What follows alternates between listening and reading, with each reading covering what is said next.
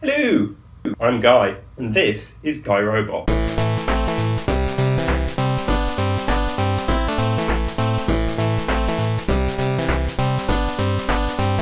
Hello! So I'm going to do something a little different than I've done for a while. When I started this channel, one of the things I was keen to cover frequently were the robotics topics I was looking at. But it turns out most of them didn't get many views, and you preferred me tinkering with computers, which is fine. However, I'm doing a presentation shortly on the robotics research I've been doing so far and where I'm planning on taking that research going forward. And I thought I'd use it as an opportunity to give an update as well to everyone that follows this channel on what the research we're actually doing in robotics is. So, pretty much, here's a run through of the presentation I'm going to be giving shortly on this. I believe our generation has a ticking time bomb of a problem, and that's mental health. In the UK, 10% of the population each year are affected by depression and anxiety alone. It's becoming more and more acceptable to talk about the problems around mental health, but it doesn't help us actually solve them.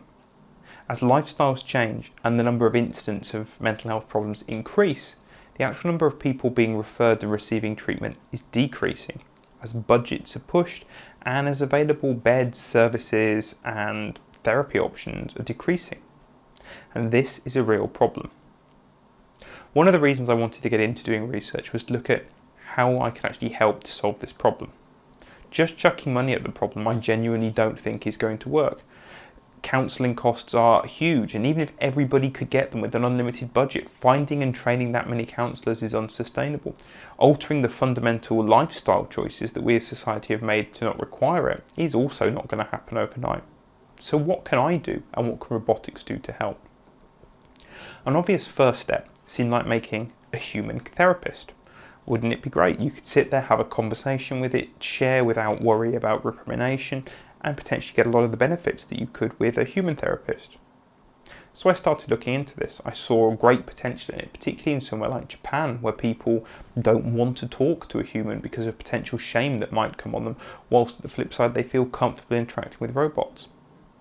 Now, one of the first things to come up against in robotics is the uncanny valley. This is the premise that the more human-like a robot becomes, the more likeable it is, up until the point it's not trusted at all. When it becomes just that bit too much human, all trust drops off and we treat it a bit like a zombie. That's because we don't quite know what it is. Is it human? Is it robot? Our brains don't know how to play ball with it. As a consequence of that, huge amounts of research are being done to get over that hurdle. We are creating robots that look more human, that interact more humanly. Vast amounts of research being done into how a robot can act as if it's empathetic to a human, how it can express itself, both in terms of like the musculature equivalent that a robot has, and in terms of gesturing, in terms of micro expressions, in terms of nuanced sounds and acknowledgement when it's speaking. At the same time, the same research is trying to understand humans by using computer vision and other techniques to pick up on emotional change, different stimuli, to kind of get the whole dynamic emotional context of a conversation. A lot of research is being done on this. Not just for mental health treatment, that's a very small amount, if any, of the research on it, but at how you can interact with robots, even in places like production lines, human-robot interaction. And despite all the money being pumped into it, all the different research topics, it doesn't feel like we've made any great leaps in a very long time. Furthermore, I'm not convinced we're going to make any great leaps in a short amount of time.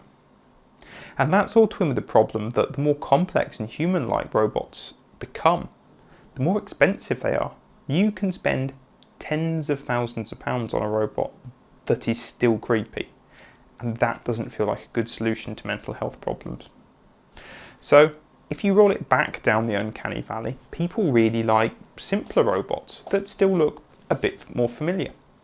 For example, a robot dog. There is Sony's Aibo that existed in the late 90s and early 2000s. Then there was Paro, the robotic seal that came out in about 2004. More recently there's been Miro, a bit of a weird mashup between a rabbit, dog, cat thing. And the idea with a lot of these is that you can use them in similar ways to animals because humans have innate relationships with animals. So I looked into these. Paro has been used in a lot of studies in replacement for animal therapy. And in these studies these include psychological studies as well as robotic studies. Paro has gone into nursing homes, been with elderly people to provide companionship. What does the result say? Works as well as a real animal. Great. Apart from it doesn't work any better than a real animal, and it costs $5,000 for robotic Paro, despite the fact that they've been manufacturing it for 13 years. Or you could spend £2,500 buying a Miro. Sony Aibo lost them so much money making it, they had to stop doing it. So it doesn't provide any real benefits over the cleanliness, and it's so expensive that only large treatment facilities can afford it, so it can't be used in individual help to provide support to them. So maybe not robot animals. Also, what if I don't like dogs and seals? What if I'm a bird person? And it's probably not going to go down well with me. So I had to think again. What I was trying to solve was a mental health problem, and what I was looking at was what we do as humans, whereas what I should have been looking at is how can I solve the problem? Now, what's the outcome that you want from this?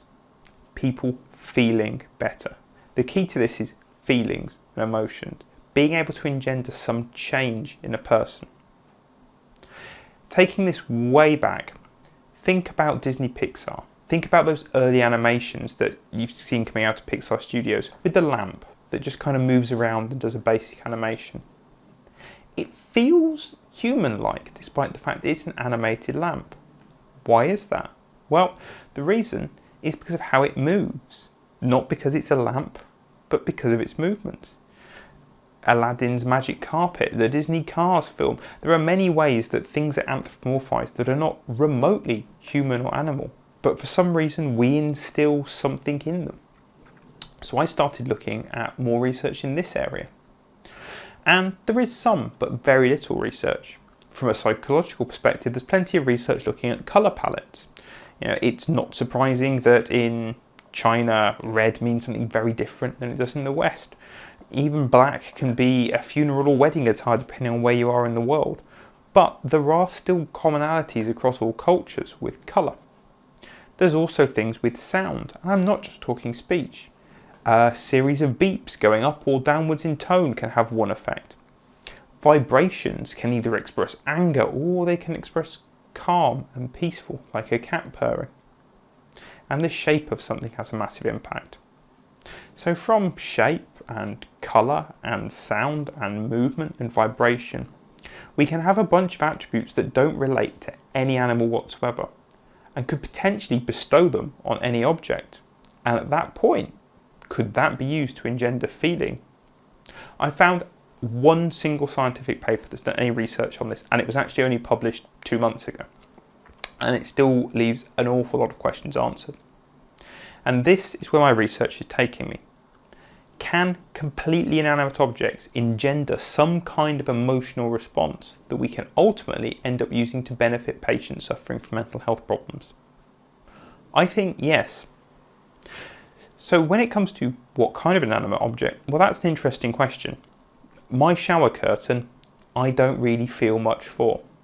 But if you ask me how I feel about curling up with my duvet on a cold winter's day, or sitting in front of the TV, hugging a pillow, these are things that I can form an immediate comfortable feeling with. But what if my blanket or duvet could hug me? What if my pillow could purr like a cat? And this got me wondering. If we take a pillow and we then start bestowing different expressive modalities onto it, how will people react?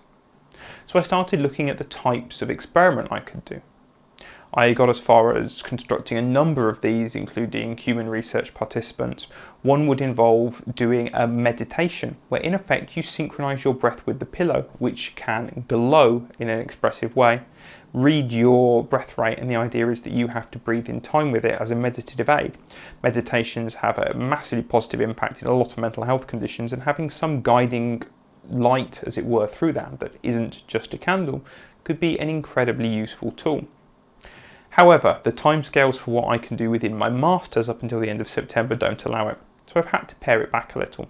So what I'm creating is a cushion with multiple individually controlled LEDs that can be remotely controlled, a number of vibration motors in it, to hopefully allow the feeling of a purr, so that we will end up with a comforting, recognisable cushion that can expressively glow and vibrate. Now, to start with, this is going to be controlled remotely. The idea is there's going to be a number of very qualitative experiments where people will have a couple of samples and they will interact with them however they want. Somebody will be watching and will make it do things and will record what their feedback is and what they try and do.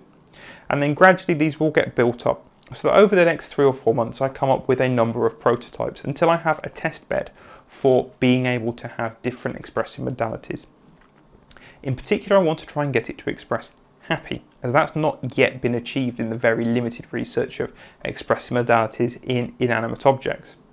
So if I can create a vibrating LED cushion that can make you think it's happy, that's going to be a success.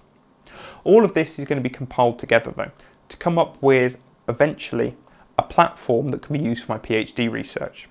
Moving into the PhD, the idea is that I can come up with an entire palette of emotions, knowing that, for example, if you vibrate at this frequency in this way and your shape is this and the colour is this, then the person is going to feel happy or anger or empathy. And once that palette of emotions has been created, then you can start trying to tackle some of those problems with mental health. So if you add machine learning into this, and see how people interact with it and how people change on a daily basis. You make the device itself respond to different stimuli with the person, and then you make it one of the tools in their mental health recovery tool belt. What if you can help people with journaling, cue them for it, use the device for journaling in some way, help people with mindfulness and meditations? If you can start fitting this device into their normal routine, as well as using it to monitor changes in their behaviour that can then be given to mental health professionals when they finally get around to having a session with them, it can be an incredibly useful diagnostic tool as well as a comforting and support tool. There's also the possibility that we're talking here tens, maybe $100 of component parts rather than thousands, that this could then be even given to people that would come up with a subclinical diagnosis at the moment. Even if the impact is only a placebo but can be perceived to be a good one, then that's going to be more than good enough ultimately for the outcomes we're trying to produce here. However, to deal with potential moral implications, as well as my robotics supervisor, I also have a psychological supervisor on board who's going to be assessing the project to see how that goes. So far, what have I done? Well, I've done some prototyping. This bad boy is called a Sphero. When he's turned on, he glows lots of different colours, he moves around, he vibrates. It's kind of like a fun ball with a gyroscope that can chase around. My cats and daughter absolutely love it. What happens if you put that in a cushion? Well, it feels really weird. The weighting's not quite right. The lights don't disperse evenly. It's really difficult to charge because it's inductive charge, which doesn't work in a cushion. And there's a number of problems. So there goes that easy solution. Off the shelf mood cushion, load of rubbish, falls apart. I broke it before I'd even put the batteries in the thing. Doesn't really turn on and off properly, but it's good to see what's out there for £10 at the moment on Amazon. So I've started then building my own prototype. So I'm at the process of parts for arriving over the next couple of weeks. It'll be Arduino controlled, Bluetooth controlled, there'll be an app on a mobile phone to deal with it, and then there'll be a bunch of collection that will happen in terms of video and data. And we'll do this Wizard of Oz experiment where the user doesn't necessarily know it's being controlled remotely, but somebody outside the room will be controlling my robotic cushion to make it look like it is responding to them, with the idea that eventually this response will be automatic, but for now we don't know which responses to put in it. So if we can get it to respond in a human-like way, the interesting thing will be, do people think a cushion can be human-like? Who knows? I'm at the point that I'm just about ready to start doing experiments, so beginning of June, mid-June is when I'm going to have my first experiments, and it'll be really interesting to see how people respond to this. Hopefully this sounds somewhat interesting, because this is probably going to be my life for the next 4 years. So if you are interested in what I've been talking about today and you'd like to hear more updates on my research, you'd like to see some prototypes, you'd like me to talk through what I'm planning on doing with it, then let me know. If you're not remotely interested in this, then thumbs down it and I'll know to keep away from doing the robotic videos and get back to tinkering with my gadgets, as there's plenty of those to do. But let me know your thoughts, thumbs up, thumbs down. Don't forget to like and subscribe, and you can check me out on Twitter and Facebook at GuyRobotTV. Thanks.